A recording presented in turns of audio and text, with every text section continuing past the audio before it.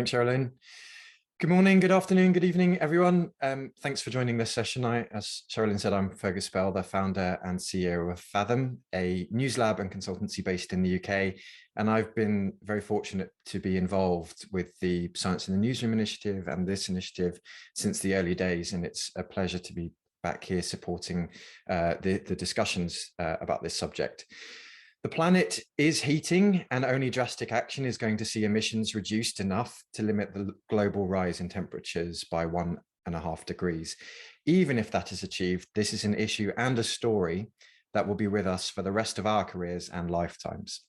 The process of climate change is drastic, but it doesn't fit the conventions of a normal beat or news event.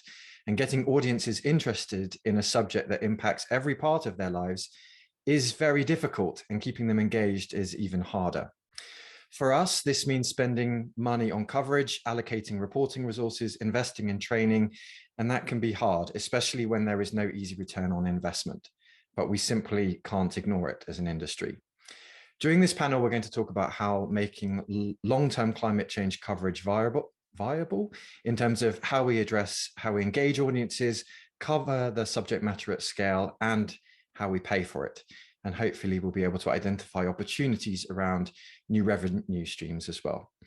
Joining us for this panel are Phil Chetwynd, the AFP's Global News Director, Ritu Kapoor, co-founder of the Quint, Warren Fernandez, Editor-in-Chief of the Straits Times, and Kirsty Stiles, a PhD researcher looking at the environmental sustainability of the news media at the University of Central Lancashire.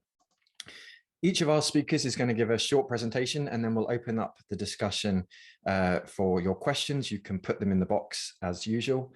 But first, I'm going to throw over to Phil to get us started. Thanks very much, Fergus. I'm just going to try and give a little overview of what we've tried to do at AFP over really the last 3 years, since 2019.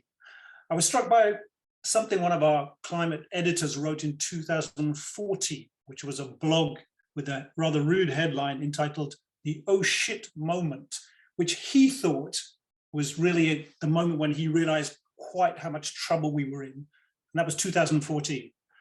And I realized that between 2014 and 2019, we did a lot of coverage. We continued to cover the story, but not in the kind of this overwhelming way that perhaps we should have, and as we should do now. So in 2019 was really when we started to see a big change. We saw that in the client data in terms of the stories that are being used by our clients. Bearing in mind, we're a news agency with 1,700 journalists around the world. So we're really, we're B2B. We're providing content to our thousands of clients around the world. We're not really publishing our own directly, our content. So we started to see a huge rise in client content. At this point, there was a lot of really dire scientific reports about what was going on. I think you could see the difference with all these heat waves going on. You could feel the difference, which made the story more approachable. And to be honest, you also had the Greta effect. And what we did was we created a sort of a new priority, which we called the future of the planet, which is really one of our top global editorial priorities. It was wider than just climate change. We wanted the whole newsroom to be involved, not just the specialist. We wanted, it to be in the thoughts of the editorial teams every day in terms of what is the top story? It's part of the top story every day, be it a political story, a sports story, a lifestyle story. There's got to be an environmental planet part of that story. And so we started this cultural process of trying to make everything around the future of the planet, key to our discussions every day. One of the things we had to do was to put cash on the table. How do we incite people to be interested? And one of the things was really to put money on the table for missions, for stories, and to get the whole newsroom to pitch for ambitious stories around climate, which we would fund. And of course, most journalists really want to be on the ground. They want to be given long reporting assignments to do real quality stuff. This was a great driver of engagement in the newsroom. It was a great driver of ideas and led to really big projects. We did a big project on the Fulani tribesmen across sort of Nigeria, Niger, Chad, the desertification of this area and the impact that is having. We did missions to the Antarctic, to up the Amazon, to a lot of big things around the permafrost in the Arctic, and sort of on the glaciers in the Alps and so on. And this was a great driver of ideas and enthusiasm across the newsroom. We set several parameters for trying to drive coverage. One was the fact that we wanted human stories. But one of the problems I think we're trying to engage on climate is it becomes a very technical and climate, science story, which we absolutely got to cover with our specialists, and that's incredibly important in trying to hold politicians to account and in covering the story. But we've got to drive human stories about how this is impacting people in order to engage a wider audience. The other very important part of it was visual coverage. We have a large photo and video element to whatever we do. And, we saw that if you could get good visuals on stories, you could really drive interest in the coverage. It really globalizes the story every time.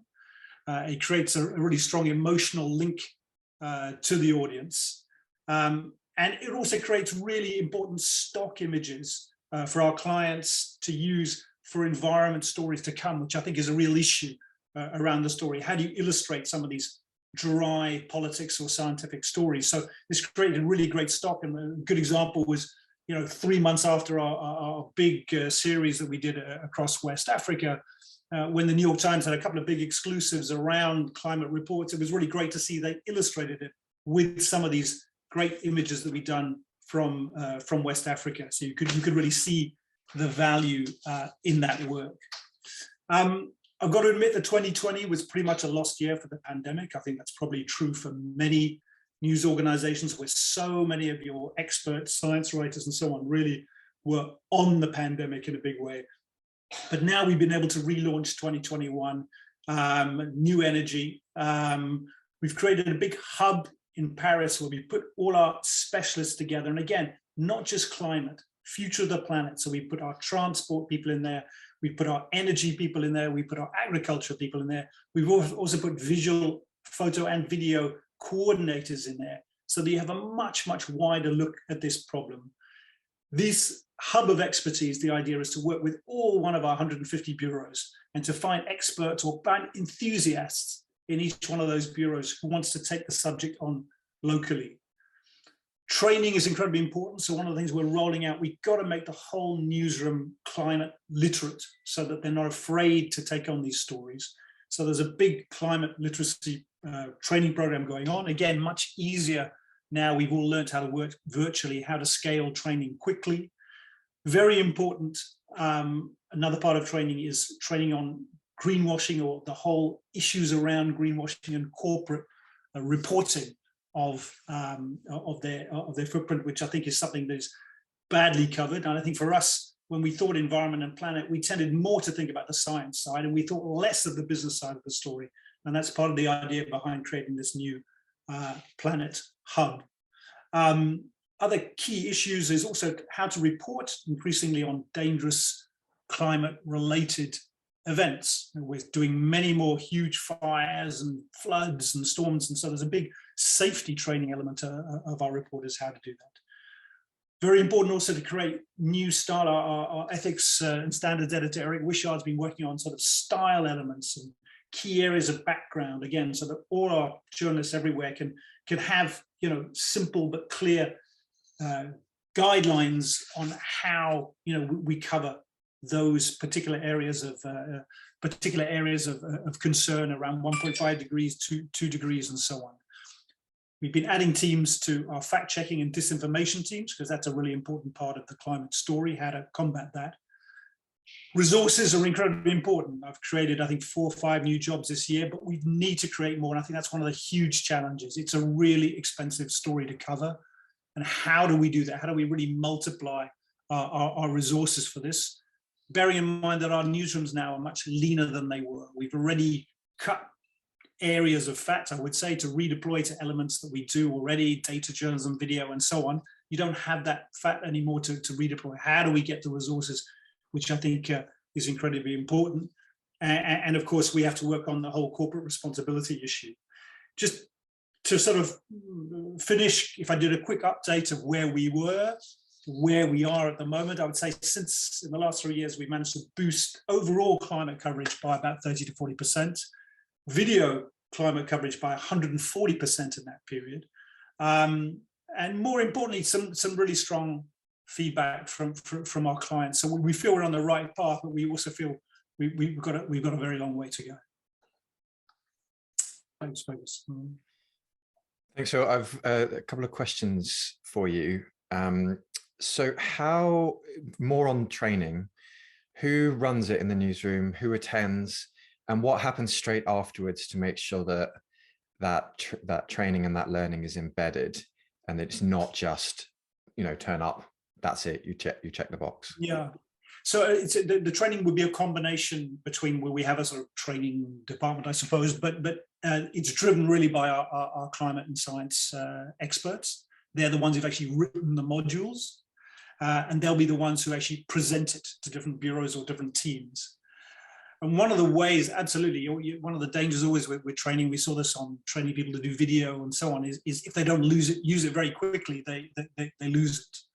And so one of the points was really to ensure that in all our points, our centers, our bureaus, is that there is an enthusiast, a driver, someone who you know specifically has the responsibility for driving the culture of future of the planet in each of our centers. Thank you. There's another question coming in, but I actually think Ritu is probably going to answer it in her presentation. So thank you very much, Phil. And we'll have more questions at the end. So please do drop them in, and we'll be able to put them to the panelists. So Ritu, over to you. Hi. Thanks, Fergus. I'm really excited to be here because I'm hoping that I'll be able to find some solutions to the kind of challenges that we are facing here in India, the quint on you know, being able to really scale up our climate change coverage. You know, I come from a city which has New Delhi, which has one of the highest pollution levels in the world. I come from a country which has seen unprecedented floodings and devastation caused by floodings in the past year or two. It's a country that, you know, you've all heard about how we had to, how difficult it was for this country's healthcare to cope with everything that the pandemic brought. I come from a country that is dependent on Himalayan rivers for its water needs. And we all know that with the warming of the Tibetan plateau, the glaciers are melting, that's threatening the flow of the flow rate of the rivers that we're dependent on. And you know, part of that is what's leading to cloudbursts. It's leading to excessive flooding. Like I said, it's a country that depends hugely on coal still for its electricity, and yet the problem that we started with when it came to climate coverage is that climate change or climate crisis, or you know what we'll refer to as the future of the planet, is not part of the narrative.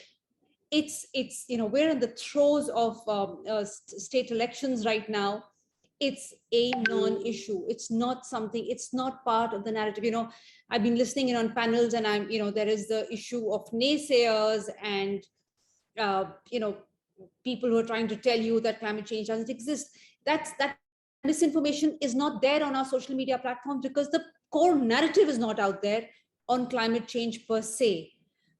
So, you know, we come from a place which is, you know, you're really starting at ground zero. You're really starting at scratch. So at the Quint, we said, you know, how do we join the dots between zoonotic pandemics and climate change, or unplanned development and what it's doing to climate change, choking levels of pollution and how they're connected to climate change, and you know, the natural disasters that we've seen so many of in the past 2 or 3 years, and connecting, so bringing climate change into the narrative, you know. So that was really our core, you know, that's where we started.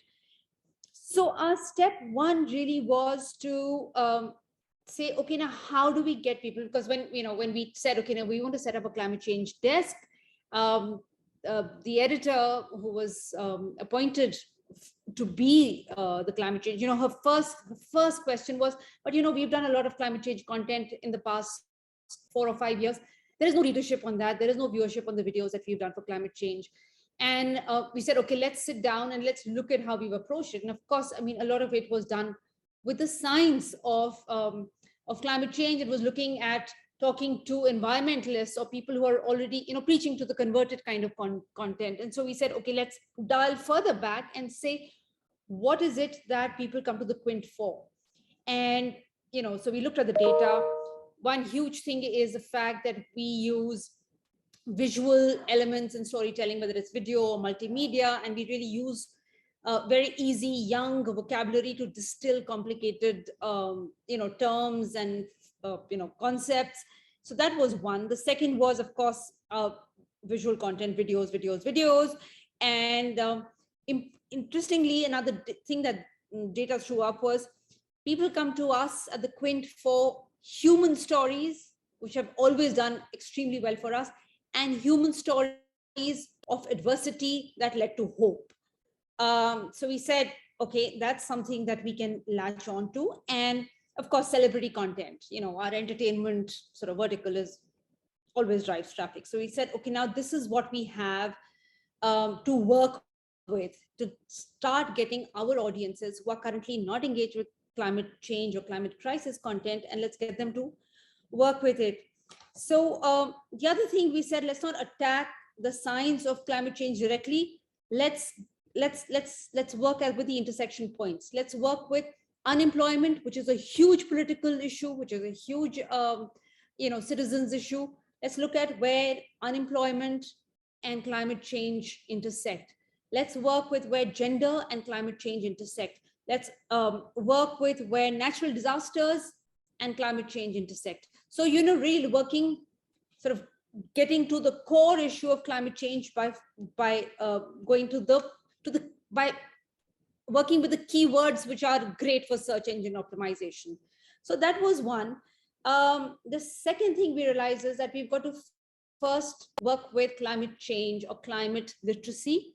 So, we decided to start a video series we call the Climate Change Dictionary, where we look at really complicated climate change concepts and terms and try and in a sort of fun, light, very young styling of videos, try and, let's get our audiences talking about carbon net zero, carbon colonialism, climate finance, what is the Paris Agreement?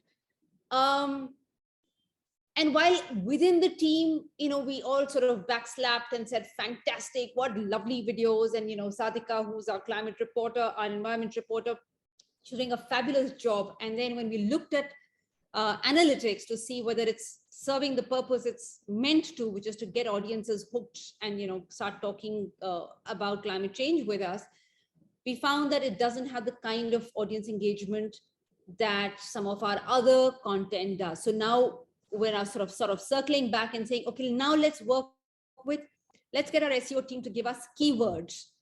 Is it pollution? Yes. Is it water scarcity? Yes. So we're now going to go away from terms like carbon net zero to where do I get my water from?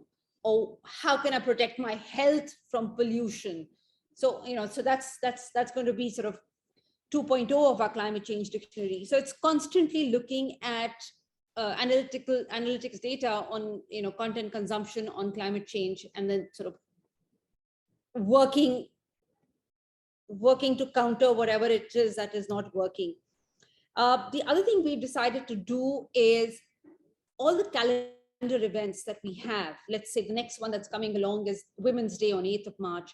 Let's give all of this, as far as possible, as far as it works organically, a climate change or an environment approach. So for 8th of March, we're doing a campaign we are calling Me the Change, Women for the Planet, which is going to look at all the ways in which climate change impacts women. Because we know that our audiences, we have we're proud to say that we have among the highest women audiences in the internet, even though women in India have very little access, a large part of women do not have access to connectivity or even devices. So we're looking at how climate change impacts women, whether it is how it's impacted domestic violence or sex trafficking. We have done a documentary out of the Sundarbans, which are the sinking islands in West Bengal, about how the climate crisis in those parts, how that has led to early marriages of women and sex trafficking, as also domestic violence. So try and understand that. We look at how women, because they bring with them the wisdom of indigenous communities, they are able to, and they are, a large percentage of our farmers. They, the number of women who are engaged in agricultural work is very high in the country. So, and looking at how they have the innate wisdom to mitigate and adapt to climate changes. So we're looking at that. We're looking at women warriors, climate change warriors, or women environment warriors who have, with very little help, from non-government organizations or larger bodies, who have on their own fought either, mining oligarchs who are trying to, do large extent of deforestation to, start their business in these parts, or whether they are women who've been able to anticipate water crisis and have started recharging ponds and other, water bodies which were now dry. So, so really looking at that. So we could, now that's an experiment that we're doing to see if people come and on a big marquee day as Women's Day, come and engage with climate change as an issue. The other thing that, that we're doing is we're now doing because climate change is not about that exclusive scoop or spot reporting or breaking news stories. It is about ongoing, constant, evolving. It's a phenomenon that needs to be addressed every day, both in the intersectionality sort of way, but also in and so we're doing a series, an ongoing series we call Living with Climate Change, and we are working with but it's a tough prospect because it requires a lot of travel, a lot of funding. We've done the first one on the Sundarbans that I talked about, which are the sinking islands in West Bengal in India. And the next one we're doing is, because we said, it's one thing to constantly talk about it's happening to other people, because our audiences are largely urban city audiences. And it's very well to look at it and say, oh, those poor indigenous communities in that part of the country are suffering because of climate change, while I'm safe in my air-conditioned, environment. So we're now, this next one that we're looking at is how Bombay, according to the IPCC report, how Bombay is threatened by sea level rising. And but the focus, because our analytics show that people want stories of, human stories, but one of adversity that leads to hope. So we are looking at sustainable, solutions to climate change. And because celebrities are a big draw, the brand ambassador for this series is Zia Mirza, who is the UN Goodwill Ambassador and UN Secretary General Advocate for Sustainable Development Goals. But she's also a Bollywood actor who's very, very popular. So, I mean, I'm just sort of listing out some of the things that we are trying to get people to first bring climate change into the narrative. Thanks. Thanks, Ritu. And I see there's a few questions coming in for you, but we'll wait until the Q&A section after we've heard from Warren, I think. So I'm going to hand over to Warren. Okay, thanks, Fergus, and good evening, everybody. I mean, like my colleagues who've spoken, I mean, we've been covering climate change for quite some time now, and it's largely because it's such a major issue for a small island state that we are in Singapore, where rising sea levels is, clearly an existential issue for all of us. And the approach we've been taking, very much like what Phil and Ritu have said, is to take a sort of cross desk and cross-platform approach, because it's not a subject that you can set up a small team and expect them to cover all the various aspects from business to the science to the economics to the whole implications of this huge issue. So what we did a couple of years ago was to form a sort of cross-functional team, a little bit like what we did with the pandemic, and to get people put in charge of this subject, but really working with everybody in the newsroom and being the sort of person who joined the dots between the news desk and the business desk and the digital team. And we've had climate change correspondents for quite a number of years now, but we appointed a climate change editor a few years ago. And his job was really to be the catalyst, to go out and engage with people, do the research, do some of the thinking behind the issues, and then bring it to the rest of the team to make sure we were pursuing angles, to make sure we were getting our interpretation of the data right, to make sure he was helping us interpret our analytical pieces right. So that was the role of the climate change editor, who worked with many other people in the newsroom. So that cross-team, cross-functional approach is something that I would recommend for anyone trying to do this. And there are a few topics like that we take this approach on. Obviously, the pandemic is one of them, but there are others. You know, in terms of, I mean, we want to have very in-depth coverage of what's going on in our part of the world. So the geopolitics of the US and China rivalry. We want to be able to cover the whole supply chain issue well. And climate change is one of those kinds of issues, which really is a long-term issue, which you have to keep coming back to constantly. I mean, as a daily news organization, you know, we tend to be caught up with what's news today. So Ukraine today, last week, maybe the Winter Olympics, but even as we cover those big daily stories, you do need some internal discipline, some internal folks who are minded to think of the longer term story, and then make sure we circle back and give enough time and bandwidth to develop content that we can cover this story in a long term sort of fashion. I took a few points away from Wolfgang Blau's presentation, which Sherilyn shared with some of us earlier. And I think one of the points he made, which I think is worth highlighting, is the point about starting with the science.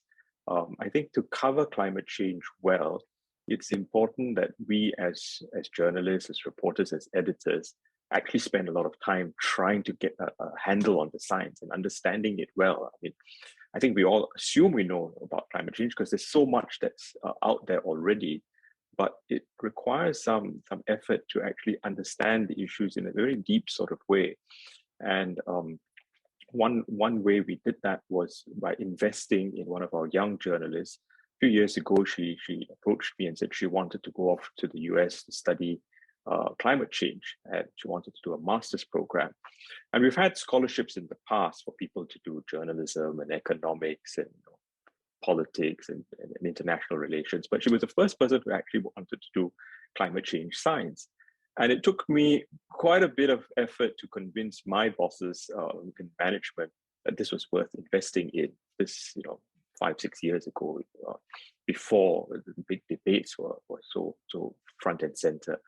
And I'm so glad we did invest in her, because she has come back well-informed, enthusiastic, and a bit of evangelist in the newsroom and helping to spread understanding.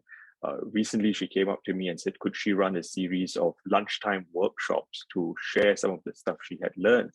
And I think that's how we will multiply that understanding of the issues peer to peer, day to day. Obviously, you have big training programs. We have a training school which does training programs, but I think it's the day-to-day learning from issues as they arise, which is also so important. So I would say investing in people and helping them get up that learning curve, and then enabling them to share their experience.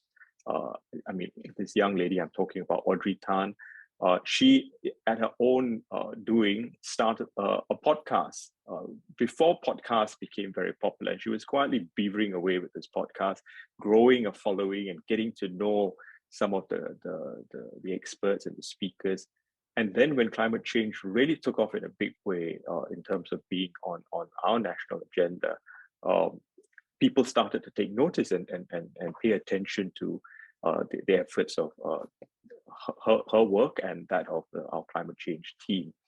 And I think the turning point really came several years ago when there was a major speech by the Singapore Prime Minister. And he does this major speech once a year, sort of like a State of the Union speech.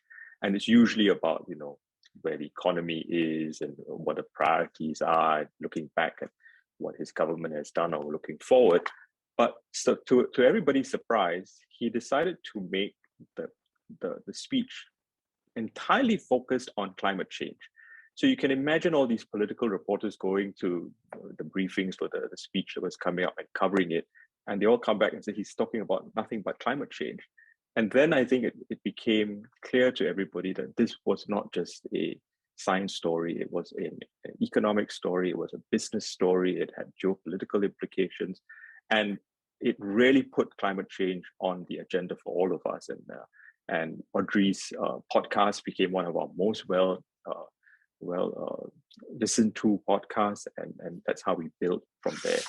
And I think for me, the key thing about climate change coverage and how to keep it sustainable is showing its relevance to the audience. I mean, one of the things I keep reminding the team is we're not writing about climate change for academics or activists. We're writing it for our audience. And we've got to show how this impacts their lives, you know, because it's not as if this is something happening on a different planet to somebody else out there.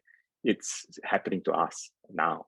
And how we show the relevance to them is absolutely critical. So whether it's impact on every aspect of their life, from the energy utilities bills, from the impact on sports and the weather and, you know, temperatures rising, and how does that affect their kids who are on the playing field in schools? Are they going to get dehydrated? National servicemen training out there, are they going to be impacted by climate change? So bringing it home is absolutely critical.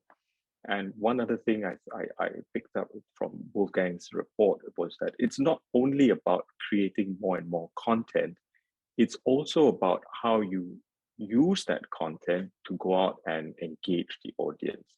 Because the audience not only wants to read the content, they want to be able to play around with the graphic in an interactive. So one of the things Audrey and David created was a sort of artificial reality version of sea level rise in Singapore, and they used the landmark to show how, you know, if we did get the most extreme versions of climate change, what exactly would the sea level rise look like relative to that landmark? So everybody could see what we were talking about in real life terms. We recently had an exhibition in partnership with World Press photo exhibition, where we showcase some of our coverage of climate change in our part of the world, in Asia. And I think that on the back of it, they also had several webinars and discussions with the audience, explaining the pictures that they had taken, the interactives that they had done, and telling a bit of the backstory about how and why they created this. And I think that was very useful for the audience, because they got to come and interact with the journalists, with the newsmakers, with the experts. And the more we can do that and take the story to the audience and allow them to engage with it, the more I think we will make climate change coverage sustainable. I think the issue of sustainability is something that many partners want to work with us on. So we do have to pick and choose, because we're conscious that we don't want to get caught up in any greenwashing. But to me, the way to keep getting funding and sponsorship and partnerships to help pay for some of this coverage is really by making it relevant to the audience. So I'll pause there, Fergus, and happy to get into the conversation. Thanks, Warren. I've got one question. There's lots of questions coming, but one question before we go to Kirsty is from a journalist in Uganda, who says that a good number of media houses, including their own, reporters who are passionate about climate change find it difficult to convince managers about allocating funds for travel to different areas in order to cover these stories. So as someone who sits at the top of an organization, what is the advice for someone lower down in an organization to make that case for a spend of resources?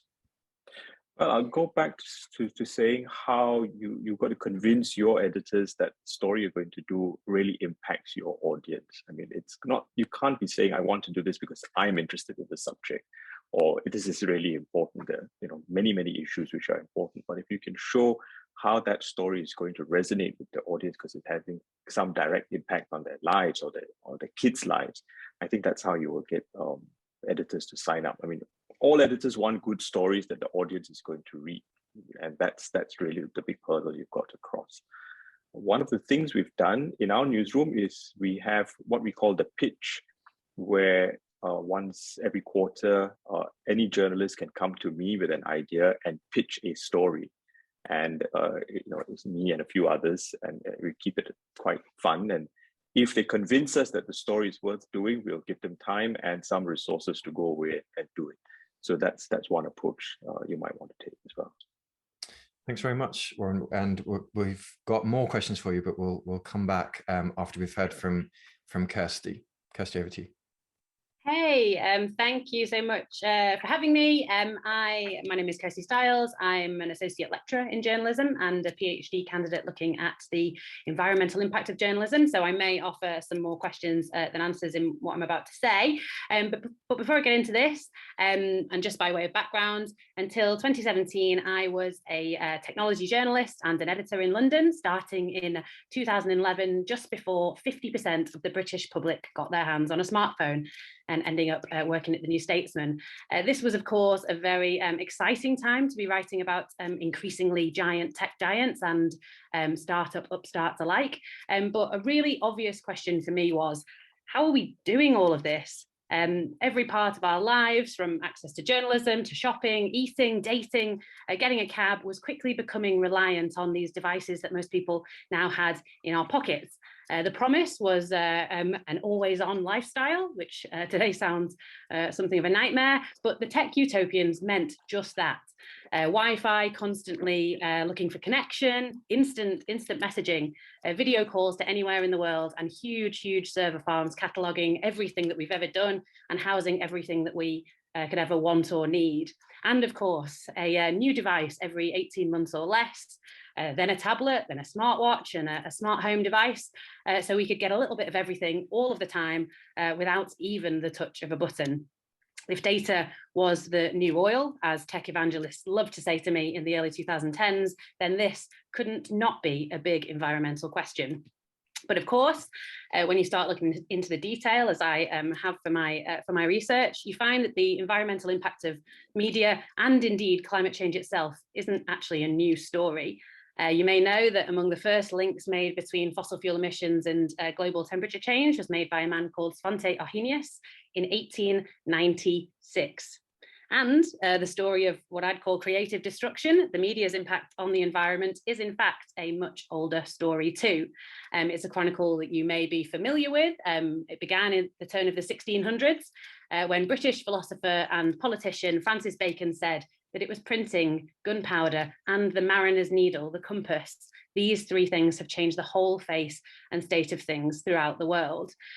What he broadly meant by that was that mainly white European colonialists set sail and started moving wildlife and what we may call resources here, people there, and begun a whole load of processes that echo and echo and echo today. Media innovation, as we may call it, was initially first about printing, first using a relatively circular system of discarded rags, then by felling literally millions and millions and millions of trees. Unknown amounts of clean water were used for power and as an ingredient. Then we switched to coal power, then sending words through copper wires, copper that was mined here in the UK in Swansea, then by colonial powers, Britain and Belgium in the Congo. You can fast forward to the 1990s, and there's a case of speculators going after the precious tantalum that was needed to power the PlayStation 2 and killing the majority of a population of land gorillas in Central Africa in the process. Or when Titanic was filmed in Mexico, the chlorine that was being used there killed off the population of sea urchins that local people relied on for food and for trade. Today, you may know that there is so much media-related rubbish in space that there's an inter-agency space debris coordination committee.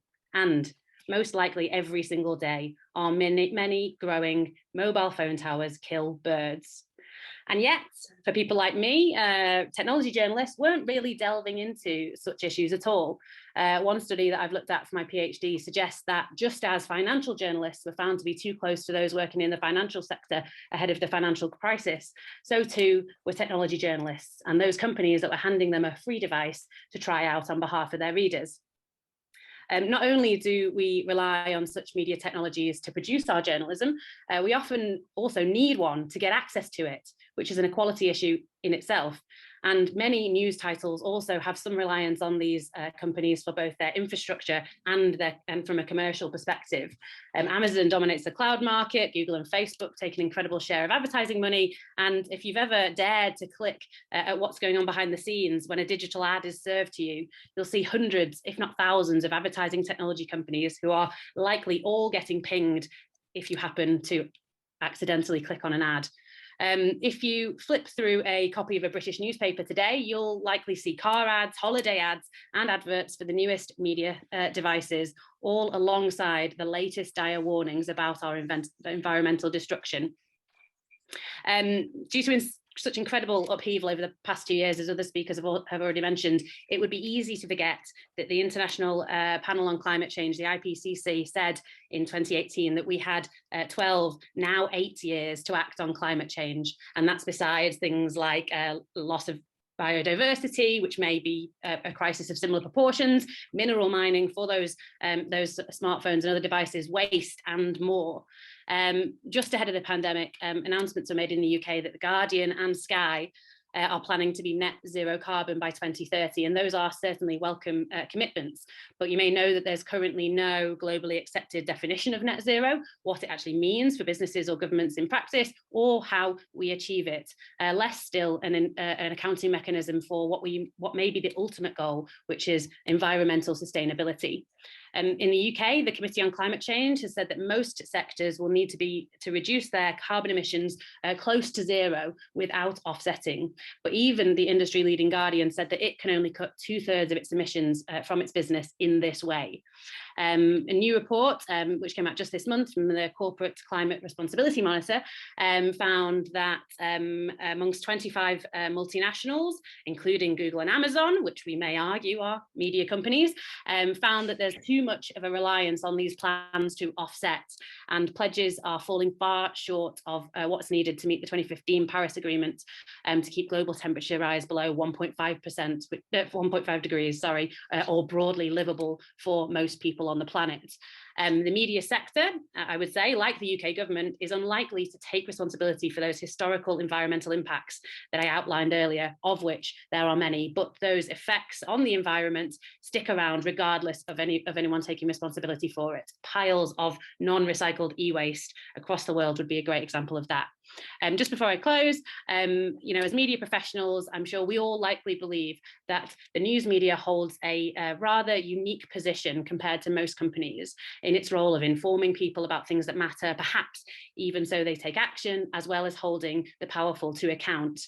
We may call it our brain print, and media sustainability practitioners may tell you that our brain print is bigger than our footprint, but like net zero, there is no recognized measure for how much the news media moves people either.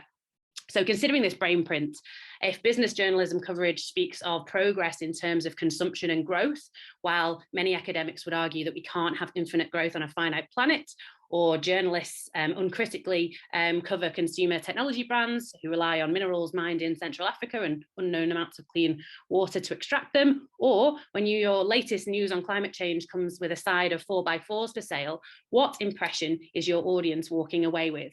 Should we be shopping to support people's jobs? Should we get that Jeep because people like us have got one as well? And who's responsible ultimately for the emissions related to that sale of the 4x4 if it comes through your advertising? If we don't click the ad, will the website be there tomorrow? But if we keep living like this, will our lives as we know it be? 2020, 2021, 2022 have all begged many questions of us as to what exactly is essential in our lives. The ultimate question for my PhD is, if journalism is essential, is it, or indeed, how can it be environmentally sustainable? Thank you, Kirsty. Thank you very much, Fergus. And I think that we've got a lot of questions, but I think that your comments there actually are really good kickoff for a first question, which is, what are your respective institutions doing in terms of your approach to becoming to kind of responsible operations and with a view to becoming carbon neutral? It's a difficult question, and it's not one that I think we've had very much as an industry yet. So I'm not expecting the full final answer here, but any thoughts that you've had or anything that you're putting into place, I think would be really useful to hear about. And we'll start with Phil. Thanks. Yeah, it's a really complicated question, and something that we've been looking at with difficulty for the last year or two, knowing that we're an international news agency where we respond constantly to major crises going on. We're constantly moving people around big stories with all the complexities and that come with that.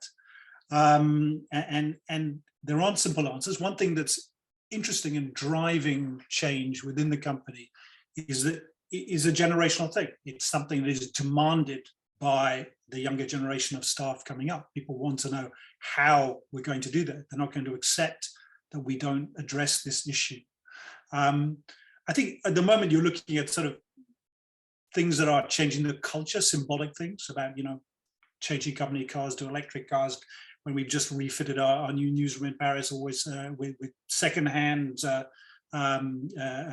furniture rather than going out and buying this sort of whole audit we're doing of the way that we function, which is being carried out at the moment, so that we can get to a point to actually bring in principles over the way that we function around the world. So we are doing a serious audit at the moment.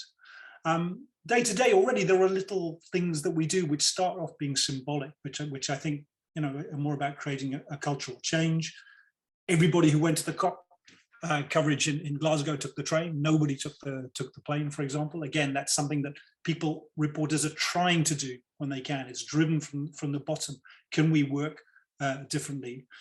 Trying to work much more, realizing by building up teams in different locations to cover different stories, so that we don't have to move people around. We have bureaus in multiple countries.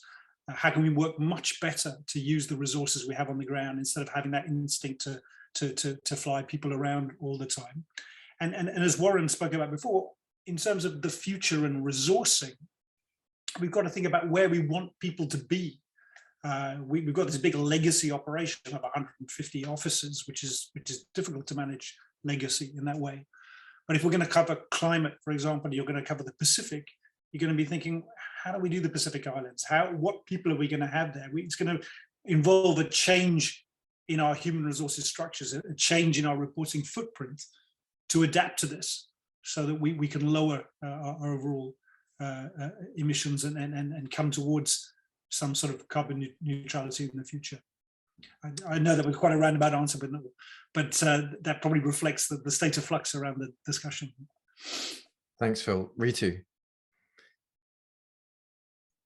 I think by virtue of being a smaller organization and one that has to focus on costs, I think that itself has led us to being a little more frugal. But I think to Phil's point, I think it's a cultural thing. For instance, it was the young team within the Quint that insisted that we get rid of all disposable use of anything that was a disposable, anything that was not recyclable. So everyone then needed to bring, their plates or whatever, coffee mugs from workplace and wash and, create a culture of wash and rinse rather than throw. As far as our disposing of our, digital waste and devices, India has a great culture of what we call the kabadi wala, who sort of takes secondhand things and repurposes, and it's sort of used and reused. But I think what the pandemic did is that it with work from home, I think, and I don't think it was done consciously, it was forced, because anyone would have told us that you can all work from home and not have a newsroom, we would have all had shock and awe and would not have given the climate a thought on that. But a lot of drops and pickups and air conditioning being run, etc. All of that has been taken care of. Also, I think because people started working from wherever their homes were, we now have a distributed newsroom. So we don't have to, again, to Phil's point, we don't have to send reporters. Earlier we were all in New Delhi or Mumbai, and we would have to send a reporter wherever we wanted to coverage. But because people are now working from wherever they are, that's taken care of. The travel to quite an extent.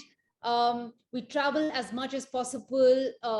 Travel is a must for journalism, so that's not something that we can really cut back a lot on.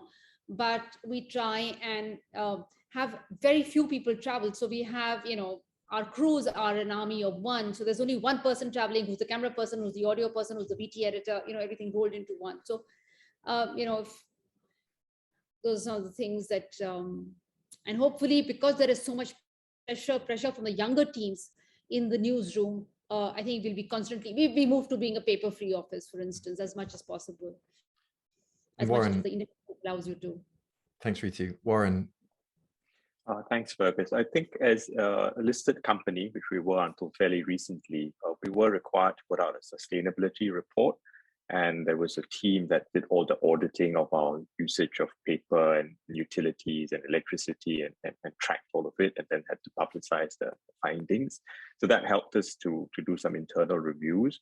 But I think more importantly are the ability of the newsroom to use as example signaling effect. So things like, as Ritu mentioned, when we have guests appear on our programs, we used to have bottles of water, plastic bottles, which we've now stopped, and we have glasses and pitchers. And for some of our events, we used to give out tote bags for sporting events. Now we don't do that. We use recycled material. And I think that signaling effect is probably some way in which we can mitigate our own climate impact. Small ways, and I think we've got a lot more we can do, but we're making sort of baby steps as we go along. Thank you. Now we've got a lot of questions, so I'm going to ask you to be brief in your answers, and I'm not going to throw every question to every person, just so that we can get through them. And they're kind of split into the business side of things and sustainability, and some of the editorial challenges you as news leaders are facing. So one for Ritu to start with, which is, how do you balance the kind of invisible activities that affect climate change, rather than kind of big news event, big weather events or obvious things? How do you start to make sure that the nuance is covered as these stories are developed?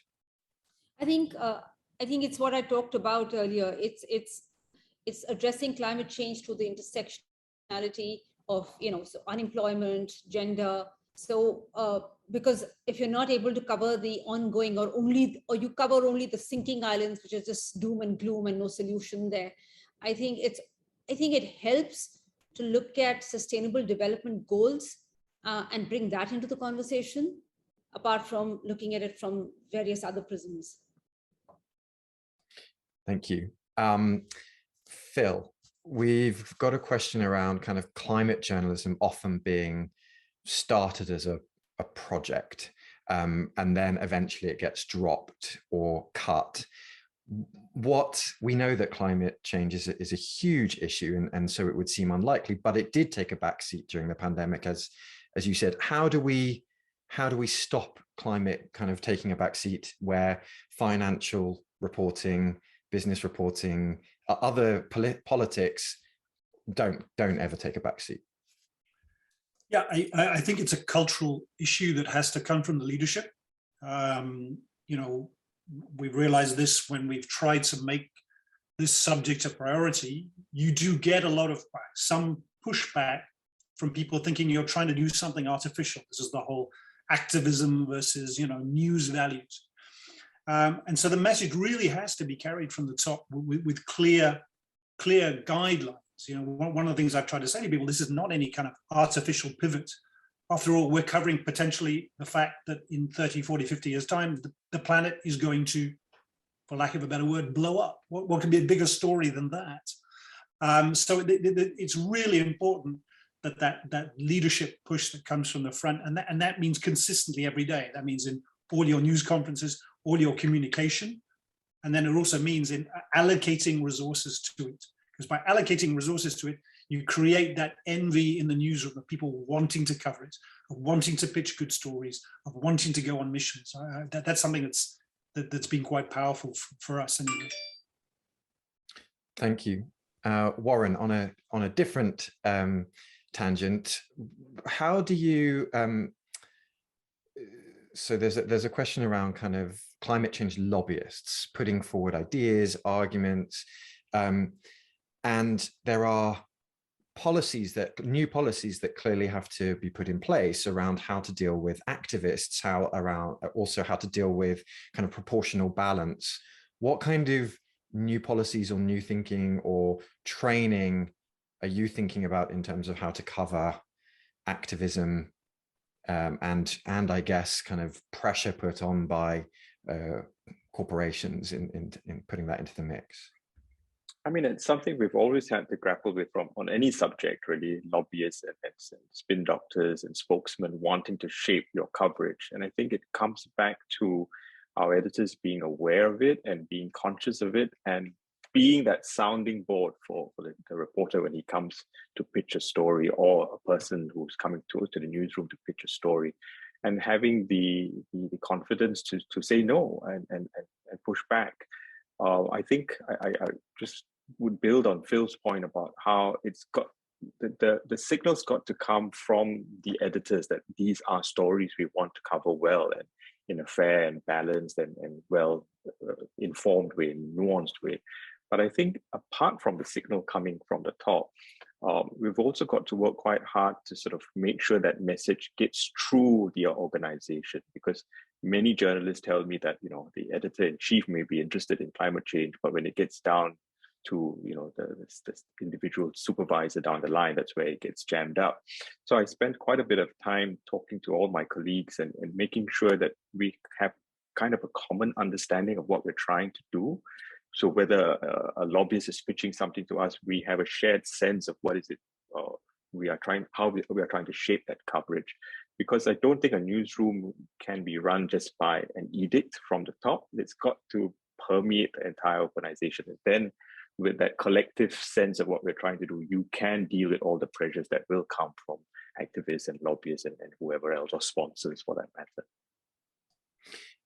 Thank you. I want to, we've got some questions kind of focusing on the more economical factors of news coverage and I guess future of the industry, and this session is to talk about viability and sustainability.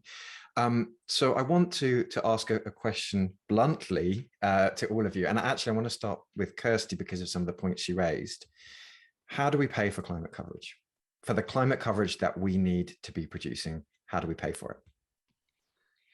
Yeah, I think for me, there is this just fundamental tension between sort of newsrooms needing or wanting scale, perhaps to get reader revenues and or to get eyeballs for their advertising.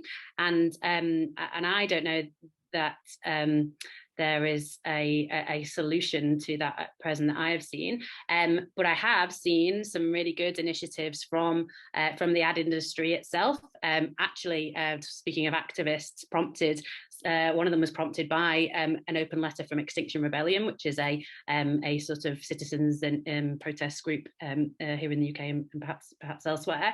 So there's something called Ad Net Zero, which is a collaboration of all of the advertising industry bodies, and prompted by this open letter and hundreds of workers getting together saying we don't want our advertising to come at the expense of the planet. And so they're doing things like measuring carbon emissions emissions, limiting them, and trying to influence people through their advertising. There's also a great report that came out at COP from Purpose Disruptors. They've come up with this concept, which is obvious, of advertising emissions, and quantified in 2019 the emissions from advertising were equivalent to running 47 power stations for an entire year. And what they have advised their members to do, or people who are interested to do, is to move their advertising spend away from companies that are obviously negative for the planet. And that's what The Guardian has done, who are leading the way on this in the UK. They have said that they're not going to take funding or advertising money from fossil fuel companies, as though we all go out and buy our lovely fossil fuels, but showing that there are things that, there are industries which are too bad for the planet, and we shouldn't look after them. We shouldn't be working with them. The French legislature has just come up with an initiative which is going to put a warning on car ads, which says, if you're going to be driving a short distance, walk. So there are options out there. It doesn't necessarily take us away from this reliance on consumer consumption, but it certainly moves towards an advertising industry which is less overtly damaging in the short term. Thank you. I'm going to put the same question to the others, and I'm going to ask you to be brief because the clock is counting down. So how do we pay for climate coverage in the way that it needs to be covered? But also, what are the new opportunities, revenue opportunities? Should all content be put behind a paywall if it's valuable? Should it be given out? Is it a commodity? I want to start with Ritu first. How do we pay for it? What are the revenue opportunities for good climate coverage?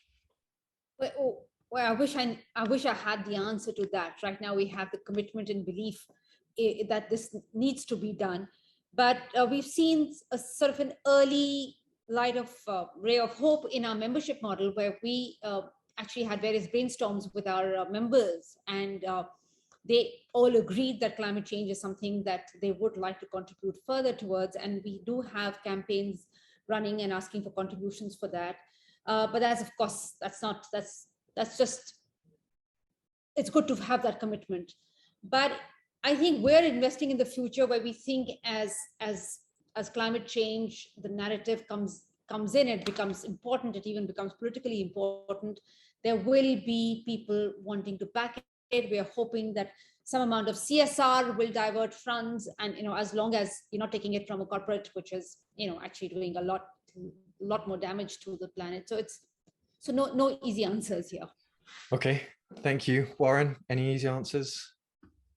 I would say show them the data. I mean, if we look at the data for some of our climate change content, our Green Pulse podcast is one of our best followed content, and it's a younger audience, and that's the audience that the sponsors want to get at. So if we're all grappling with how to grow a younger audience, and this is a subject they are passionate about. So I would say to show them how content is connecting with this younger audience, and the sponsorship will come. Thank you, Phil. How do we pay for this?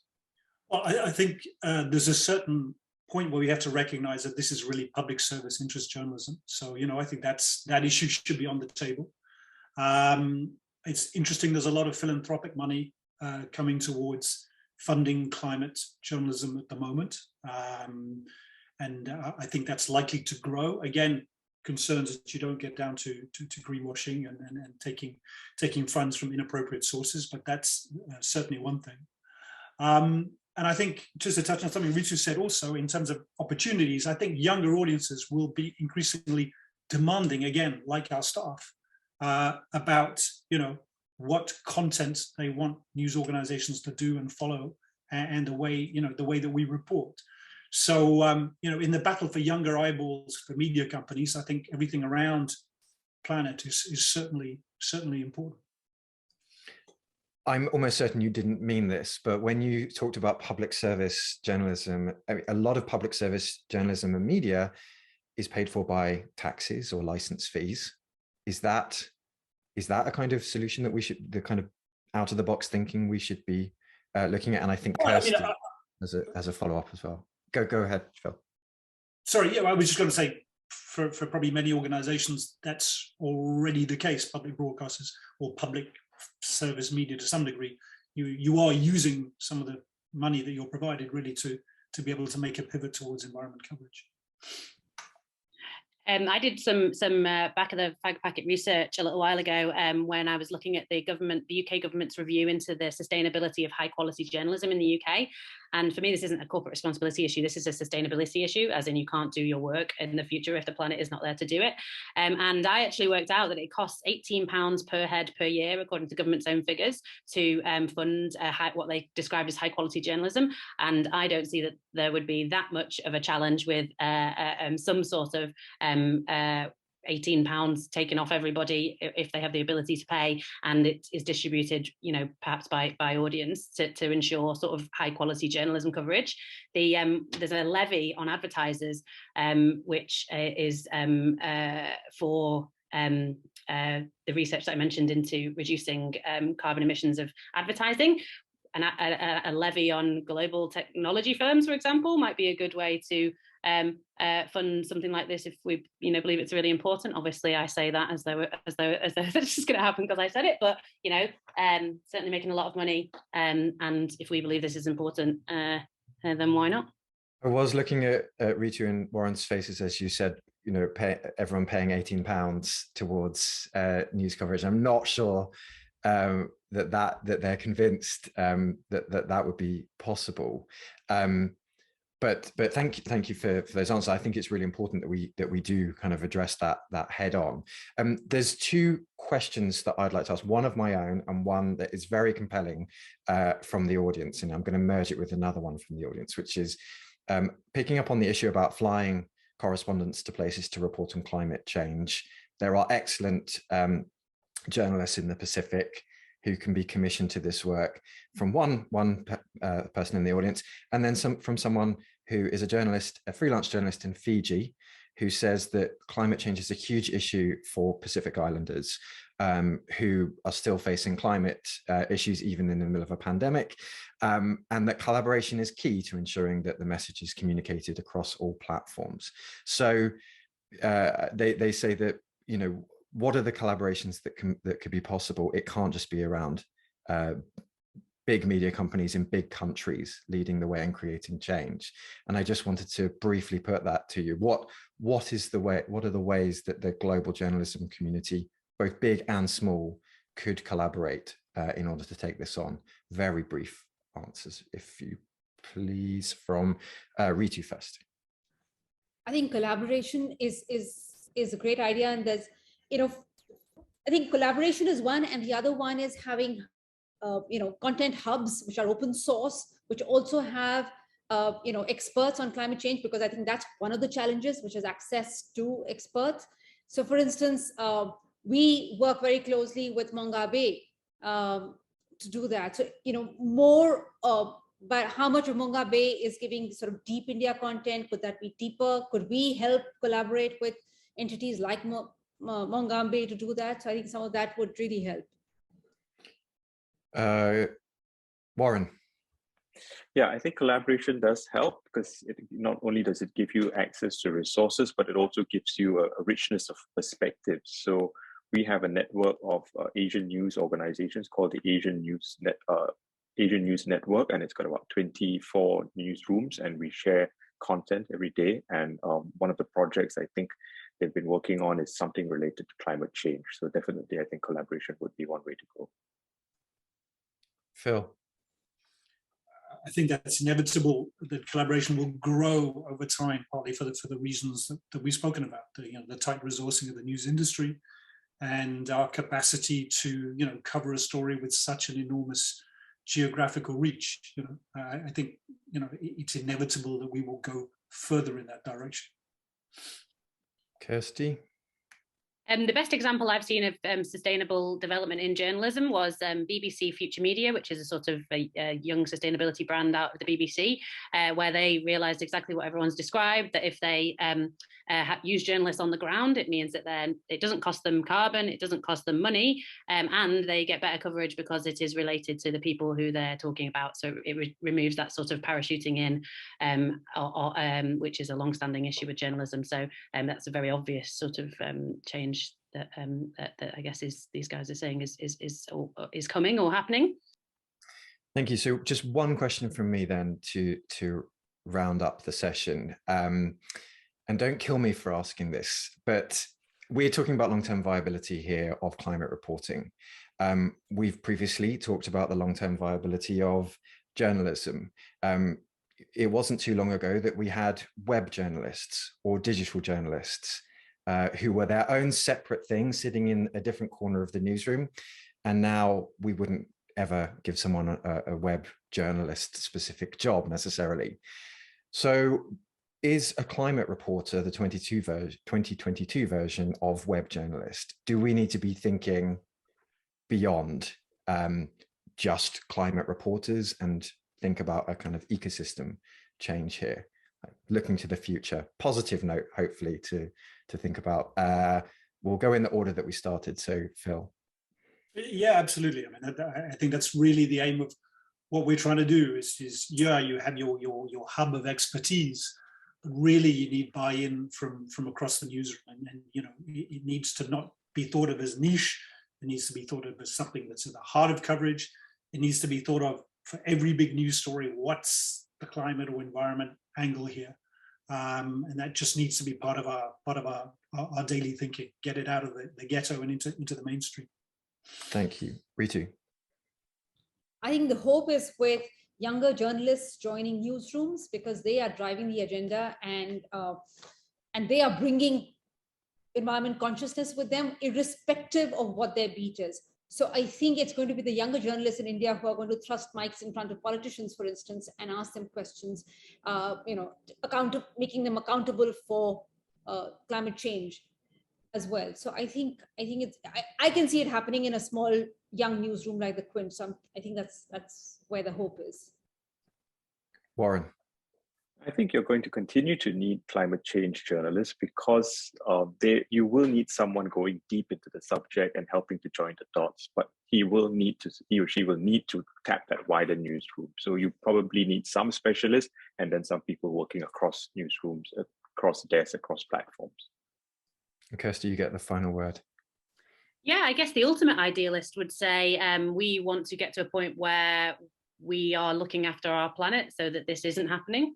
And so certainly equipping journalists in the short term to be able to report on this stuff, so that we're equipping our populations, people in the short term, to be able to hold their governments to account, and to, you know, ultimately stay within 1.5 degrees warming, which will obviously come with lots of effects anyway.